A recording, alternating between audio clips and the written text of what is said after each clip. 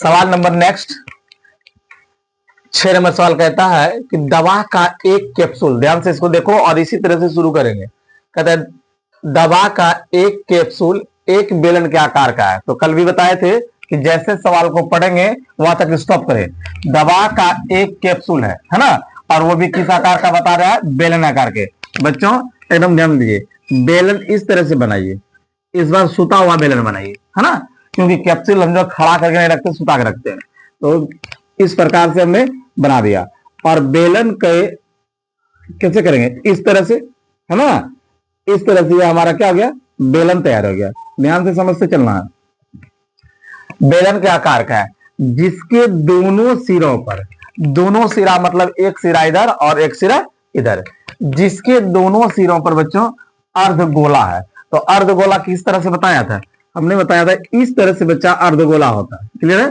तो इसमें इसको इस तरह से सटा दीजिए, ठीक है, और यही अर्धगोला को इधर सटा दीजिए। तो बोल दिया कि दोनों तरफ क्या है, अर्धगोला लगा हुआ है, क्लियर हो गया। अब पूरे कैप्सूल की लंबाई, है ना, पूरे कैप्सूल की लंबाई मतलब ये अर्धगोला और बेलन, तो दोनों मिलाकर के यहां से यहां तक बता रहा है कि 14 mm है। ध्यान से दोनों से यहां तक, है ना, तो यहां तक क्या है, 14 mm जो है दिखाया दिया गया है। अब कहता है और उनका व्यास, किसका व्यास, चाहे बेलन का व्यास बोलिए चाहे अर्धगोला का व्यास बोलिए, क्योंकि दोनों का व्यास सेम सेम है। तो व्यास तो बताए थे क्या होता है ना, ये व्यास का मतलब होता है कि कुल टोटल दूरी को, है ना। तो यहां से यहां तक का जो दिया गया है नूनू, इसको डी बोलते हैं। व्यास मतलब डी लिख देते हैं, व्यास, व्यास को हम लोग डी से सूचित करते हैं, ठीक है। अब देखिए, तो व्यास हमारे पास कितना दिया है, 5 mm दिया है। अब देखिए एक फॉर्मूला आता है कि डी को हम लोग त्रिज्या में बदलेंगे, तो आर बराबर फॉर्मूला आता है d/2। यदि यह पता नहीं है तो जान लो कि आर बराबर d/2 होता है। तो अब इसकी त्रिज्या, तो हम इधर तो व्यास लिख दिए, इधर समझने के लिए हम त्रिज्या लिख दे रहे हैं, ठीक है। आर बराबर d/2, डी का मान 5 है, तो यहां पर लिखेंगे 5/2 mm। ध्यान से समझो। अब देखिए, अब हमको क्या करना है, बेलन की ऊंचाई पहले निकाल लेना है ना, इसीलिए बेलन का। तो हम उस दिन क्या बोले थे कि जितना इसकी त्रिज्या होती है उसकी उतना ऊंचाई भी होता है। तो चलिए, तो इधर का ऊंचाई और इधर का ऊंचाई दोनों का ऊंचाई घटाने के बाद जो बचेगा वो बेलन का बचेगा कि नहीं बचेगा। नहीं समझे, समझिए। ये एक पूरा सा बेलन था, इधर भी एक बेलना गोलाकार लगा हुआ अर्धगोला, इधर भी एक अर्धगोला लगा हुआ है, और दोनों गोला का टोपिया खोल दीजिए, ढक्कनवा जो है कैप्सूलवा का खोल दीजिए, तो ये नहीं बचेगा। तो खोलेंगे तो क्या होगा, ये घटेगा और ये भी घटेगा। तो इसीलिए से देखो, अब पूरा घटाना है तो क्या लिखेंगे, बेलन, बेलन की ऊंचाई सबसे पहले निकालेंगे।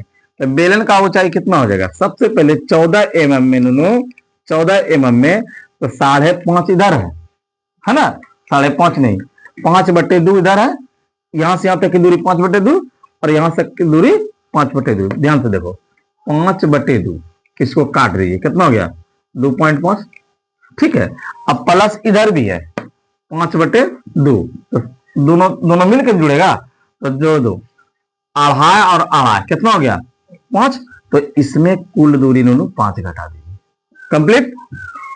अब देखिए, तो यहां पर जैसे घटाए तो 14 में से 5 जाएगा तो यहां पर हो जाएगा 9, तो यहां पर हो जाएगा, इसका जो दूरी हो गया 9 mm हो गया, क्लियर, 9 mm तैयार हो गया। अब हमारे पास सब चीज निकल चुका है, अर्धगोला का भी पृष्ठ पता है, बेलन का भी ऊंचाई निकल गया है। तो अब क्या हो गया, संपूर्ण कैप्सूल। तो यहां देखिए साफ बोल रहा है कि पूरे कैप्सूल की लंबाई इतना दी गई है, तो और उसका व्यास इतना दिया गया था। इसका पृष्ठ क्षेत्रफल किसका, गोला और कैप्सूल, मतलब गोला कैसे हो गया, ये आधा गोला और आधा गोला मिला लीजिए तो एगो तैयार होता है गोला। जरा देखो, ये आधा गोला इधर से है, ठीक है, यहां तक आधा गोला, दोनों ऊपर से आधा गोला मिला दीजिए, दोनों को मिलकर फुल गोला हो गया कि नहीं। तो चलो, तो इसका पृष्ठ किसका, कैप्सूल का पृष्ठ क्षेत्रफल, कैप्सूल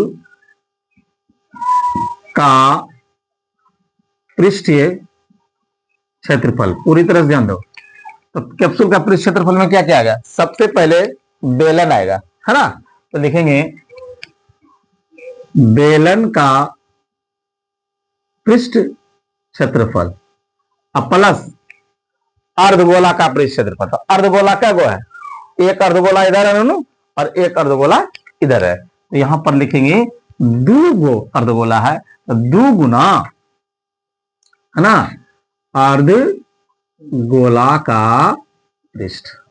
ठीक है, अब देखिए 2 गुना अर्धगोला का पृष्ठ तो लिख दिए। तो बेलन का पृष्ठ क्षेत्रफल फॉर्मूला होता है 2 पाई आर एच प्लस 2 गुना अर्धगोला में आइए, तो 2 तो पहले लिखेंगे, और अर्धगोला का आयतन पृष्ठ का फॉर्मूला बताए थे 2 पाई आर स्क्वायर।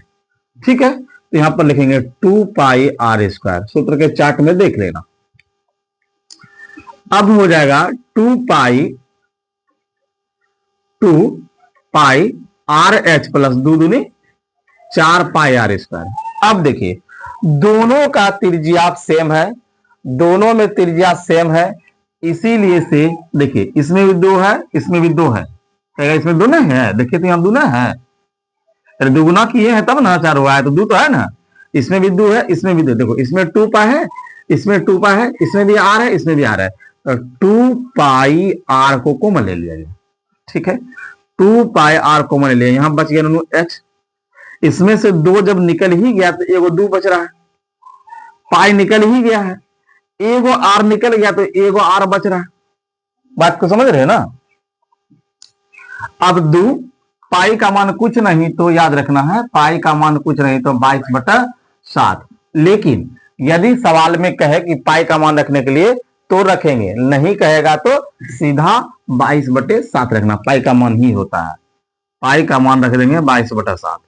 आर का मान देखिए क्या है, आर का मान अभी अभी यहां देखिए पता है ना, आर हो गया 5/2। ये हमारा एच ना है जी, ये है बेलन का एच, यहां लिख देते हैं। ठीक है, यहां हो गया आर का मान हो गया 5/2। क्लियर से समझो। एच का मान अभी तुरंत निकाल के रखे हैं, है ना, यहां पे लिख दिए हैं।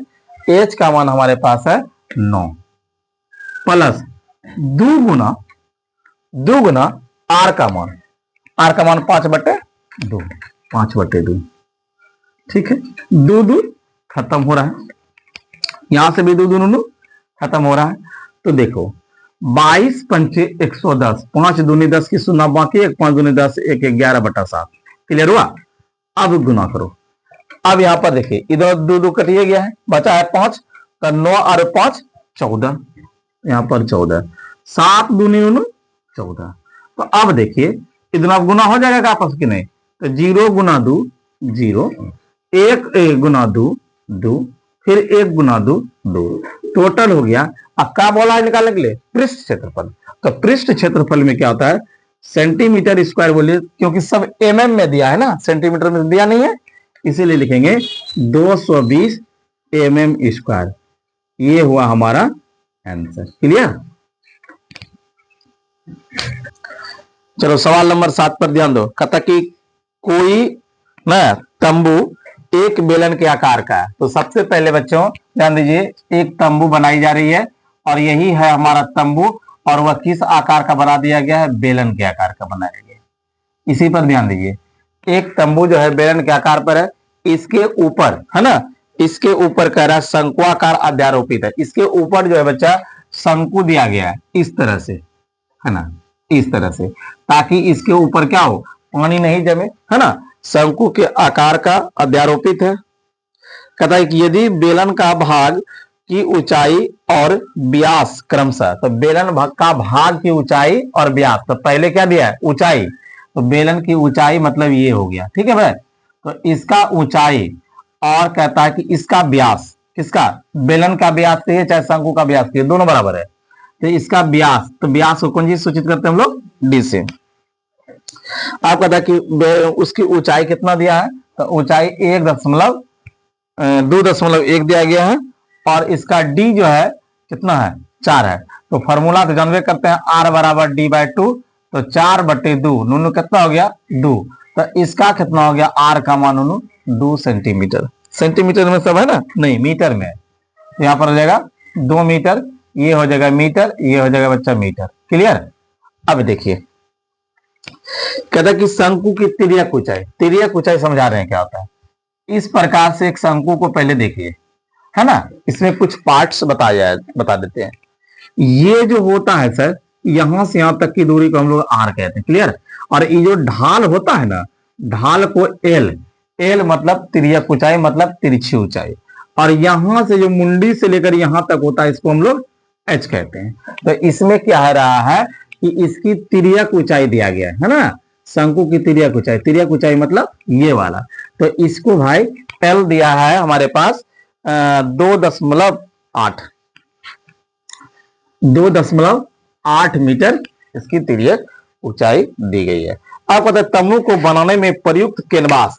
अब देखिए ये तंबू बनाना जा रहा है, ठीक है। अब इसे कैनवास, कैनवास का मतलब होता है कपड़ा, है ना। चारों बगल से इस तंबू को बनाने के लिए कितना कैनवास लगेगा और उसका क्षेत्रफल पहले ज्ञात करना है। साथ ही 500 रुपये प्रति मीटर, मतलब 1 मीटर कैनवास का कीमत बता रहा है वह कितना, 500 रुपए। तो पहले इसका क्षेत्रफल निकाल लेंगे, उसके बाद 500 से गुना कर देंगे। क्लियर।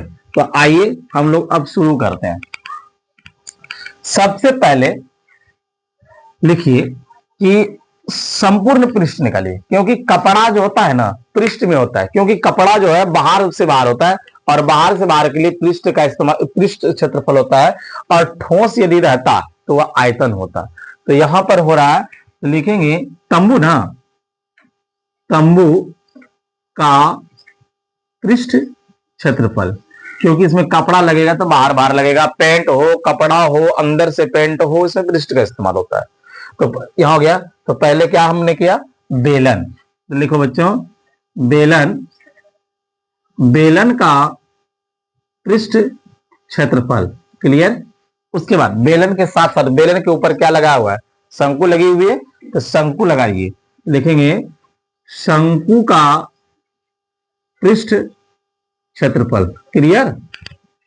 अब क्या करना है, तो बेलन का पृष्ठ क्षेत्रफल का फॉर्मूला आता है 2 पाई आर एच, है ना, प्लस, यहां प्लस है, प्लस शंकु का पृष्ठ क्षेत्रफल, शंकु का पृष्ठ क्षेत्रफल होता है पाई आर एल। क्लियर। अब देखिए कुछ नहीं करना है, क्या करना है, इसमें देखिए पाई है, इसमें भी क्या है, पाई है। सबसे पहले पाई को कॉमन लेंगे। इसमें 2 है, इसमें 2 नहीं था, इसलिए 2 को हम बाहर नहीं किए। इसमें पाई है, इसमें पाई है, पाई को निकालिए। और त्रिज्या देखिए, दोनों का त्रिज्या बराबर है। शंकु का भी त्रिज्या जितना है उतना गोला का भी, बेलन का भी त्रिज्या है। यदि दोनों का त्रिज्या बराबर है तो समझ लीजिए आर दोनों का क्या है, बराबर है। यदि दोनों में आर है तो फिर आर को बाहर कर दीजिए। अब देखिए कॉमन ले लिए हैं, तो इसमें पाई निकल गया है, आर निकल गया, क्या बच रहा है, क्या 2h बच रहा है। ध्यान से समझो, इसमें भी पाई निकल गया, आर निकल गया, तो केवल क्या बच रहा है, एल बच रहा है। इस तरह से करने से थोड़ा समय बचता है। पाई का मान कुछ नहीं तो 22/7। क्लियर। यहां पर लिखेंगे 22/7। आर का मान जरा आइए, आर का मान कहां निकाल के रखे हैं, यहां है, आर का मान 2 है, यहां पर 2 लिख दीजिए। फिर 2 गुना एच का मान बताइए, एच का मान क्या है, यही ना है जी, एच, एच का मान है 2.1 प्लस एल का मान उन्होंने कितना है 2.8, 2.8। अब इस दोनों गुना करो, 22 दूनी 44/7, है ना। अब देखो 21 दूनी कितना होता है 42, तो यहां पर हो जाएगा 4.2। ठीक है।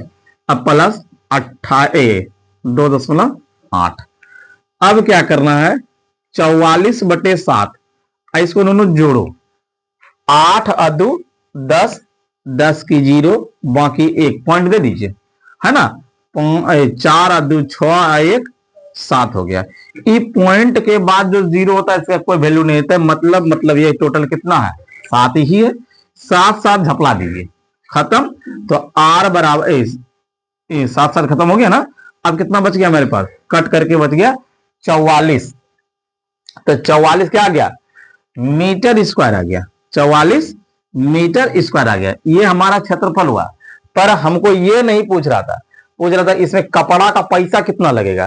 तो अभी अभी क्या है, 1 मीटर है ना, 1 मीटर स्क्वायर कपड़ा का कीमत जो बताया है वह 500 रुपया बताया। ध्यान से सुनो, 1 मीटर कपड़ा का 500 रुपया बता रहा है, और हमको इसमें लग कितना रहा है, 44 मीटर कपड़ा लग रहा है। क्लियर?